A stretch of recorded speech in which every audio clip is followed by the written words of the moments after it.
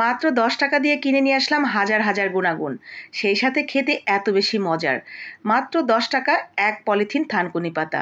বাজারে গিয়েছিলাম, হঠাৎই চোখে পড়ল বাজারের এক কোনায় বসে আছে এক বৃদ্ধ বাবা। সামনে অনেকগুলো থানকুনি পাতা, এক পলিথিন থানকুনি পাতা মাত্র 10 টাকা। দেরি না করে ঝটপট এক পলিথিন নিয়ে আসছি। উনিও বেশ খুশি, আর পাতাগুলো পেয়ে আমিও কিন্তু বেশ খুশি, কারণ এই পাতাগুলো খেতে এত বেশি মজার, সেই সাথে এর রয়েছে হাজার হাজার ঔষধি গুণাগুণ। এই পাতাগুলো যে বৃদ্ধ বাবা বিক্রি করছিলেন, উনি কিন্তু কিনে আনেননি, উনি এগুলো ক্ষেতের আইল ধরে যে হয়ে থাকে সেখান থেকেই তুলে এনেছেন। তো সেই বৃদ্ধ বাবার থেকে আমি যে পাতাগুলো নিয়ে আসছি, একদম ফ্রেশ ছিল পাতাগুলো, একেবারে টাটকা টাটকা। এই কাঁচা পাতাগুলো দিয়ে ভর্তা তৈরি করলে এত বেশি ভালো লাগে খেতে। তবে এগুলো অনেকেই আছে একটু তেলের উপর নাড়াচাড়া করেও কিন্তু ভর্তা করে, আমিও মাঝে মাঝে করি। তো আজকে আমি কাঁচা পাতায় ভর্তা করে দেখাচ্ছি আপনাদের কিভাবে বানালে অনেকটা বেশি মজা করে খেতে পারবেন।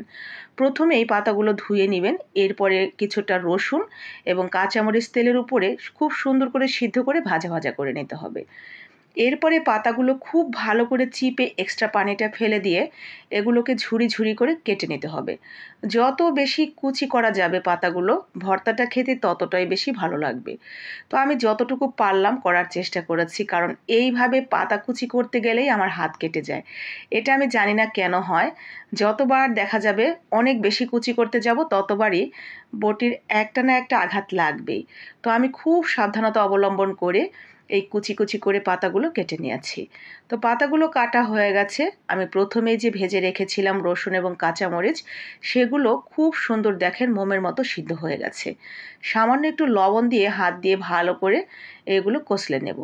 এগুলো কষলানো হয়ে গেলে এর সাথে অ্যাড করে দিব বড় বড় সাইজের 2টা পেঁয়াজ। পেঁয়াজটাও আমি কুচি কুচি করে কেটে নিয়েছি। এই পাতাটার সাথে মানে কাঁচা পাতা কাঁচা পেঁয়াজ হলে খেতে ভালো লাগে। তবে অনেকেই আছেন যারা কাঁচা পেঁয়াজ একদমই খেতে চান না, তারা পেঁয়াজটা হালকা একটু তেলের উপরে নাড়াচাড়া দিয়ে নিতে পারেন।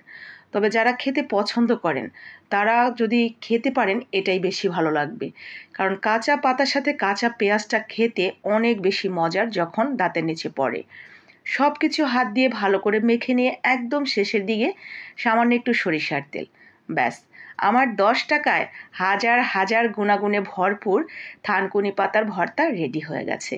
থানকুনি পাতার ভর্তা খেতেই যে ভারী মজার তাই কিন্তু নয়, এই পাতার রয়েছে অনেক গুণাগুণ।